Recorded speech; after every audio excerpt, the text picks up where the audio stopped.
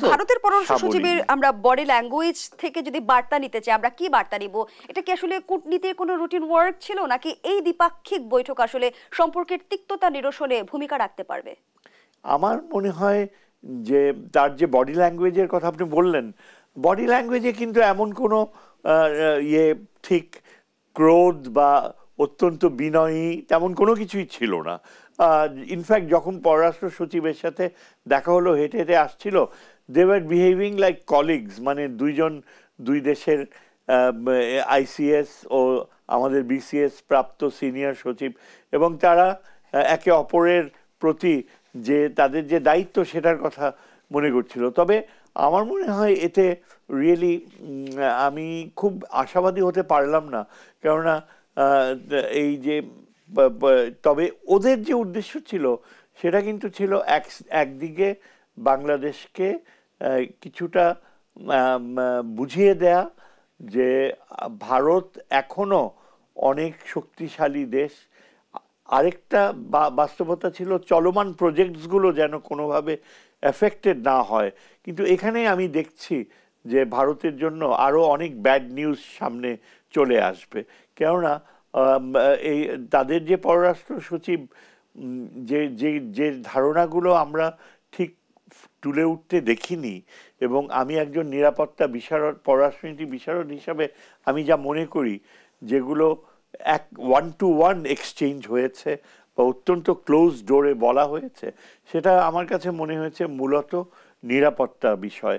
আমার মনে হয় ভারতীয় পররাষ্ট্র সচিব নিশ্চয়ই এটা তুলে ধরেছে যে চীনের সাথে বাংলাদেশের যদি এখন নতুন কোনো নিরাপত্তাজনিত চুক্তি হয় বা বাস্তবতার দিকে এগিয়ে যায়, সেই ব্যাপারে ভারত অত্যন্ত উদ্বিগ্ন রয়েছে।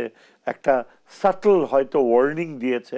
তারপর আরও বেশি যেটা হাস্যকর সেটা হলো যে পাকিস্তানের সাথে কেন আমাদের এই যোগাযোগ প্রক্রিয়া, আমরা অস্ত্র ক্রয় করছি, পাকিস্তানের সাথে আমাদের শিপিং সম্পর্ক, সেখানে কোনো ইন্সপেকশন কেন করা হচ্ছে না, তারপর পাকিস্তানেরকে ভিসা দেওয়ার ব্যাপারে ওই যে নিরাপত্তা ক্লজটা তুলে দেওয়া হয়েছে, এগুলো তারা বাইরেও বলেছে, পাবলিক ডিপ্লোমেসিতেও বলেছে, এবং আমার নিশ্চিত ধারণা যে পররাষ্ট্র সচিব এটাও কনভে করেছে। বর্তমান সময়ে কি ভারতের মূল উদ্বেগের কারণ তাহলে চীন আর পাকিস্তানের সাথে বাংলাদেশের সম্পর্ক উন্নয়ন? এক্স্যাক্টলি, এটা একটা বড় কারণ। তাদের মূল তো হচ্ছে আরো বৃহৎ। তাদের মূল তো আমরা সবাই জানি যে তারা প্রচণ্ডভাবে একটা ব্লু প্রিন্ট এক্সিকিউট করতে চেয়েছিল, অ্যাবসলিউটলি কট আনঅ্যাওয়্যারস যে হাসিনার গভর্নমেন্ট এভাবে পতন ঘটবে।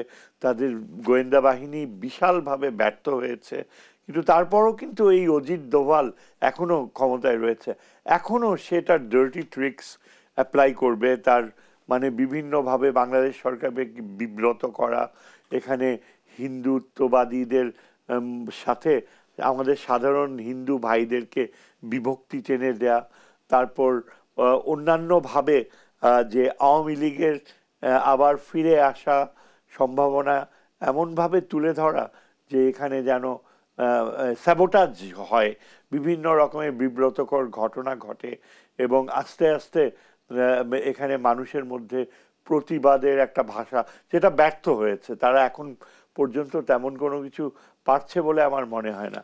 তবে আমার ধারণা, যেটা আমি প্রথমে বললাম, যে বাংলাদেশ সরকার এখন অনেক বেশি আমার মনে হয় কার্যকর পদক্ষেপ নেবে, যার মাধ্যমে ভারতকে উপলব্ধিতে আসতে হবে যে 15 বছর আগে যে সম্পর্কটা ছিল সেটা যতই কঠিন হোক মনস্তাত্ত্বিকভাবে সেটাকে মেনে নিতে হবে। এবং সেটা করতে হলে আমরা আমাদের একদিক থেকে চীনের সাথে একটা সম্পর্কের গুণগত পরিবর্তন ডেফিনেটলি ঘটেছে। কেননা আমি একজন বিশ্লেষক হিসাবে যা মনে করি, এই যে রংপুরে আমাদের যে একটা বিশাল এয়ারবেস আবার লালমনিরহাটে করা হচ্ছে, এটা এত দ্রুত গতিতে অ্যাপ্রুভাল পেল। ইতিমধ্যে কিন্তু ভারত সরকারের পক্ষ থেকে আপত্তি জানানো হয়েছে, আগেও আপত্তি জানাতো, কিন্তু তা সত্ত্বেও এখানে এত বিশাল অঙ্কের একটা বিনিয়োগ করা হচ্ছে যে এশিয়ার সেকেন্ড লার্জেস্ট এয়ারবেস, অকল্পনীয়। আমরা তো ভাবতেও পারি না, কারণ এশিয়াতে সেকেন্ড লার্জেস্ট মানে একটা অনেক বড় রকমের একটা বিনিয়োগ। বাংলাদেশের বিমান ঘাটে স্থাপনে ভারতের আপত্তি কেন? দেখেন, ভারতের আপত্তিটা হচ্ছে এটা এমনি কূটনীতিক যে শিষ্টাচারে কিন্তু তাদের আপত্তি করার কোনো অধিকার নেই, কিন্তু ভারত যেহেতু একটা বৃহৎ শক্তি এবং 15 বছর ধরে তাদের অভ্যাসগত আচরণ ছিল যে তারা প্রাক্তন প্রধানমন্ত্রীর কাছ থেকে যা খুশি তাই করাতে পেরেছে, এক ধরনের হেজিমনি প্রতিষ্ঠা করে ফেলেছে বাংলাদেশ। এবং এই আপত্তিটার কারণ হলো যে এটা মাত্র তাদের 12 মাইল বর্ডার থেকে দূরে, এবং ঠিক 12 মাইল দূরে তাদের সেই শিলিগুড়ি করিডোর, যেটা হচ্ছে একমাত্র রাস্তা উত্তর পূর্ব ভারতে যাওয়ার জন্যে। এবং যেহেতু ওই জায়গার ঠিক উত্তরে, প্রায় 70 মাইল উত্তরে, চীন ডোকলামে তার সামরিক বাহিনী নিয়ে অবস্থান নিয়েছে, এবং ভারতের ভয় হচ্ছে যদি কখনো চীনের সামরিক বাহিনী দক্ষিণ দিকে মুভ করে এবং এই ডোকলাম দক্ষিণ পূর্ব এই যে উত্তর পূর্ব ভারতের একমাত্র সরু যে পথ, চিকেন নেক বলা হয়, সেটা যদি বন্ধ করতে হয় তাহলে বাংলাদেশের এই অঞ্চলটা ভারতকে সামরিক নিয়ন্ত্রণে নিতে হবে। এটাদের সমরবিদরা বারবার বলে আসছে, এবং এ কারণেই কিন্তু আমাদের এই যে রংপুর লালমনিরহাটের এয়ারফিল্ডটা, এটা একটা বিশাল একটা ব্যূহ, একটা কার্যকর দৃষ্টান্তমূলক ব্যূহ হিসাবে থাকবে। ভারত তো এটা জানার সাথে সাথেই তাদের অফিসিয়াল ফোরামসগুলা, নিরাপত্তা ফোরামসগুলাতে এটা নিয়ে প্রচুর আলোচনা শুরু হয়ে গিয়েছে, এবং তাদের একজন গ্রুপ ক্যাপ্টেন, বাঙালি গ্রুপ ক্যাপ্টেন, এটাও বলে বসলো যে এই বাংলাদেশের ওই 12-14টা প্লেন নিয়ে ওরা আর কি করতে পারবে।